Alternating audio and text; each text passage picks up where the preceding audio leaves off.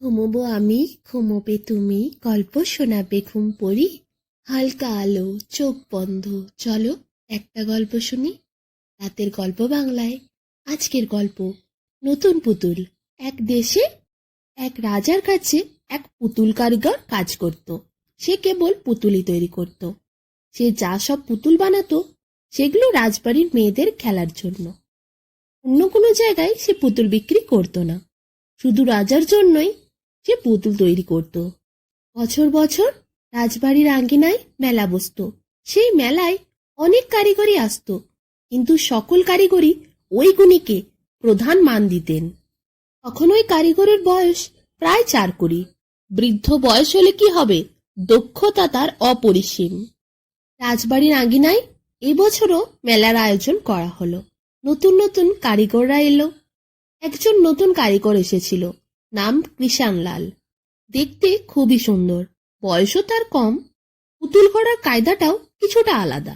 যে পুতুল সে গড়ে আর কিছু গড়ে আর কিছু গড়ে না, কিছু রং দেয় কিছু রং দেয় না।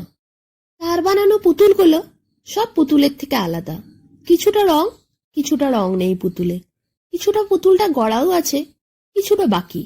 রাজকন্যা যখন ঘরের আঙ্গিনায় বসা মেলায় ঘুরে ঘুরে পুতুল দেখছিল, পুতুল পছন্দ করছিল, তখন সে ওই পুতুলটা দেখে খুব অবাক হয়। সে বলে, এই পুতুল তো সব থেকে আলাদা, আমি এই পুতুলটাই নেব। এরপর আর কি, জেদ ধরে রাজকন্যা, তার ওই পুতুলই চাই। সবাই বলে, এত সুন্দর সুন্দর পুতুল আছে, ওরকম একটা পুতুল কেন নেবে তুমি?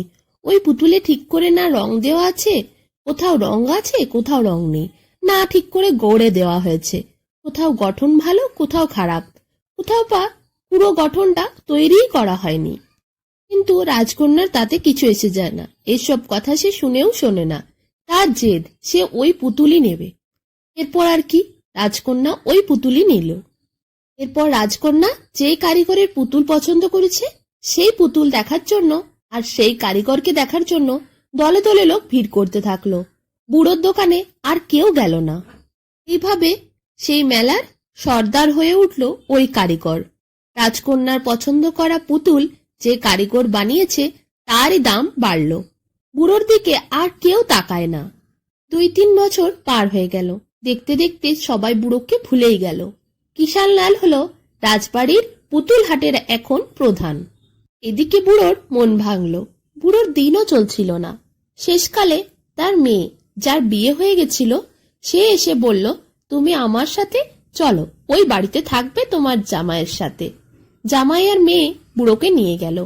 বুড়োর জামাই নৌকা বোঝাই করে শহরে লোক নিয়ে যায়, ফাঁকা সময় মাটির প্রদীপ তৈরি করে।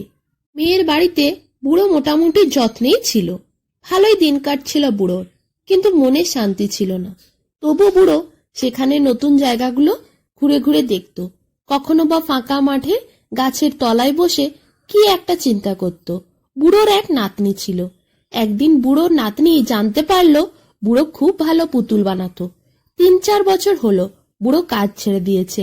তারপর থেকে এখানেই তো থাকে।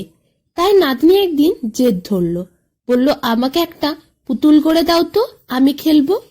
বুড়ো বলল, আমার গড়া পুতুল তোমার পছন্দ হবে না, কেউই আর আমার গড়া পুতুল পছন্দ করে না। কেন হবে না দাদু, তুমি পুতুলটা বানাও তো, আমি দেখি কেমন হয়। বুড়োর নাতনি বলে উঠল। নাতনির জেদের কাছে হার মানল বুড়ো। শেষে ঠিক করলো সে পুতুল তৈরি করবে তার নাতনির জন্য। এরপর বুড়ো তার ভাঙাচোরা চশমাটা চোখে ভালো করে এঁটে নিল। থোলার থেকে কিছু যন্ত্রপাতিও বার করলো, কিছুটা মাটি নিল আর গাছের তলায় বসে বসে পুতুল বানাতে শুরু করলো। কিছুক্ষণের মধ্যে বুড়ো একটা অসাধারণ পুতুল বানিয়ে ফেললো, যেটা দেখেই তার নাতনি অবাক হয়ে গেল। খুশিতে নাচতে থাকলো তার নাতনি। বলল, দারুণ হয়েছে দাদু পুতুলটা। পুতুলটা হাতে করে নিয়ে নাতনি ঘোরাঘুরি করতে করতে নাচানাচি করছিল আর গান গাইছিল।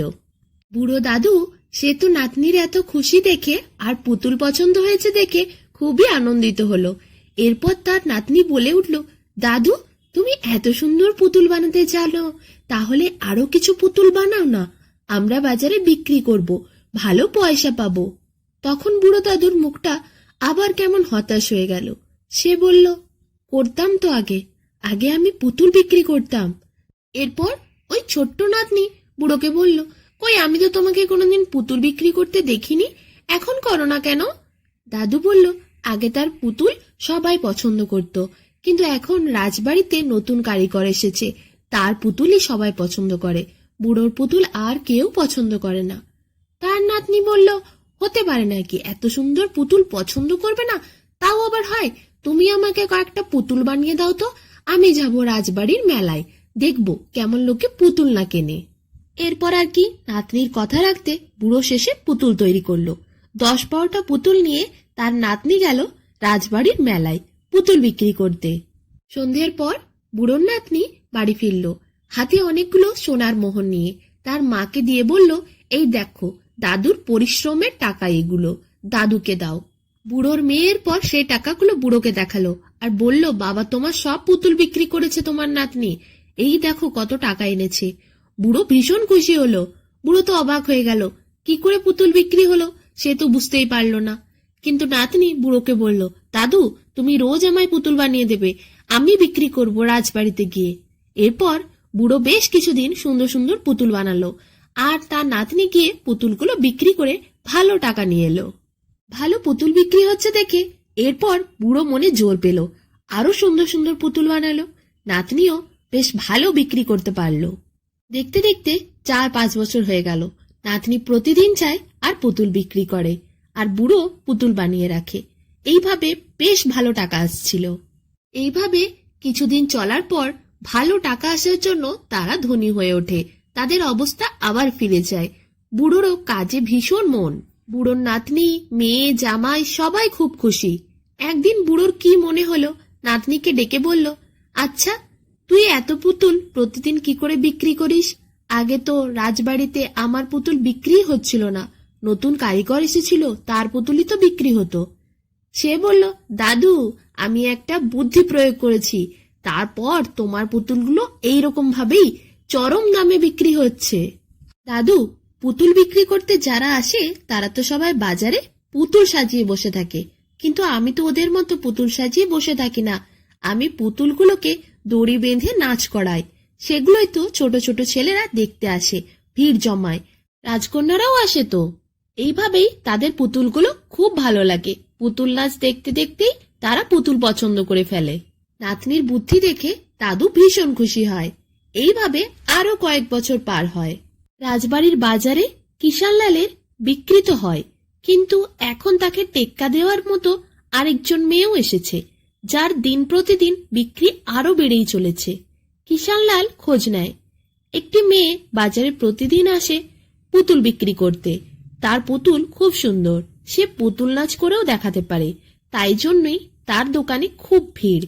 কিষানলালের মতোই বিক্রি তার, অন্য দোকানের থেকে অনেক বেশি বিক্রি করতে পারে সে। অনেক কৌতূহল জাগে কিষানলালের মনে মেয়েটিকে দেখার জন্য। সে একদিন বাজারের দোকানে সন্ধান করতে করতে, দোকানগুলো ঘুরতে ঘুরতে পৌঁছে যায় বুড়োর নাতনির দোকানে। বুড়োর নাতনিকে কিষানলাল দেখে অবাক হয়। কি সুন্দর দেখতে বুড়োর নাতনি, আর সে এত সুন্দরভাবে পুতুল নাচ করাচ্ছে, তার দিকে তাকালে তাকিয়েই থাকতে মন যায়। কিষানলাল খবর নিয়ে এটাও জানতে পারে এই পুতুল বুড়োর হাতের বানানো, বুড়োরই নাতনি সে। এরপর একজন সাধারণ মানুষ হয়ে জিনিস কিনতে আসে বুড়োর নাতনির দোকানে কিষানলাল। কিষানলালকে পুতুল বিক্রি করে বুড়োর নাতনি। এইভাবে প্রায়ই কিষানলাল বুড়োর নাতনির কাছে পুতুল কিনতে আসে, বুড়োর নাতনির সাথে কথা বলে, বন্ধুত্ব করে, আর ভালো বন্ধু হয়ে যায়। এখন বুড়োর নাতনি আর কিষানলাল খুব ভালো বন্ধু। কিষানলাল বুড়োর নাতনিকে বলে সে তার দাদুকে চেনে। যখন সে অনেক ছোট ছিল, নতুন পুতুল গড়তে শিখেছিল, তখন সে পুতুল ঠিক করে বানাতেই পারত না। তারপরই তো সে এসেছিল রাজবাড়ির হাটে, আর তখন তার দাদু ছিল এই রাজবাড়ির হাটের প্রধান। তারপর কিষানলালের পুতুলগুলো বিক্রি হতো, আর দাদুর পুতুলগুলো বিক্রি কম হতো, তাই জন্য দাদুকে আর কোনোদিন দেখতে পায়নি কিষানলাল। তারপর কিষানলাল অনেক বড় হয়েছে, পুতুল বিক্রিও বেড়েছে, টাকা পয়সাও সে ভালোই করতে পেরেছে পুতুল বিক্রি করে। এখন সে অনেক ধনী, কিন্তু দাদুকে একবার দেখতে চায় সে, তাই জন্য সে যাবে ওই নাতনির বাড়ি দাদুকে দেখতে। নাতনি সব শোনার পর বলে সে নিয়ে যাবে কিষানলালকে তাদের বাড়ি। একদিন দুপুরবেলা হঠাৎ করে কিষানলালকে নিয়ে নাতনি দাদুর কাছে এসে উপস্থিত হয়। কিষানলালকে দেখে দাদু বুঝতে পারে এই ছেলেটার জন্যই দাদুর ব্যবসায় এত ক্ষতি হয়েছিল, আর কেউ দাদুর পুতুল কিনত না। দাদু প্রচন্ড রেগে থাকার জন্য কিষানলালের দিকে মুখ ফিরিয়ে তাকাতেও রাজি নয়। কিন্তু পরে কিষানলাল হঠাৎ দাদুর পায়ে যেয়ে প্রণাম করে, দাদুকে বুকে জড়িয়ে ধরে আর বলে, দাদু, আমার জন্য যদি আপনার কোনো ক্ষতি হয়ে থাকে তাহলে আমায় ক্ষমা করবেন, আমি তো আপনার নাতির মতোই। দাদু এরপর শোনে যে তার নাতনির বন্ধু এই কিষানলাল। দাদু তখন কিষানলালকে বুকে জড়িয়ে ধরে নেয় আর তাকে ক্ষমা করে দেয়। বুড়ো দাদু ভুলে যায় যে এই কিষানলালের জন্যই একদিন তার ব্যবসার ক্ষতি হয়েছিল। সব দুঃখকে ভুলিয়ে দিয়ে দাদু কিষানলালকে আবার বুকে জড়িয়ে ধরে। দাদু তারপর কিষানলালকে হেসে বলে, এতদিন আমি যখন পুতুল বিক্রি করতাম তুমি তো আমার সব পুতুলের ব্যবসাটাই কেড়ে নিয়েছিলে, এখন তো তুমি আমার আসল পুতুলকে কেড়ে নিলে কিষানলাল। আমার মনের পুতুল, আমার নাতনিকেই তো তুমি কেড়ে নিয়েছো। কিষানলাল লজ্জায় লাল হয়ে যায়, আর কোনো কথা বলে উঠতে পারে না। দাদু এরপর কিষানলালকে আর তার নাতনিকে প্রাণ ভরে একসাথে অনেক আশীর্বাদ করে। এরপর দাদু যখন পুতুল বানাতো কিষানলাল প্রায়ই দাদুর কাছে এসে পুতুল বানানো দেখতো, আর দাদুও খুব ভালোবেসে পুরনো অনেক কৌশল কিষানলালকে শেখাতো। দাদু যেমন তার নাতনিকে ভালোবাসতো সেরকমই কিষানলালকেও ধীরে ধীরে অনেক ভালোবেসে ফেলতে শুরু করলো। এইভাবে তারা সকলে একসাথে সুখে শান্তিতে থাকতে শুরু করলো, আর দুজনেরই পুতুল ব্যবসা রমরমিয়ে চলতে লাগলো।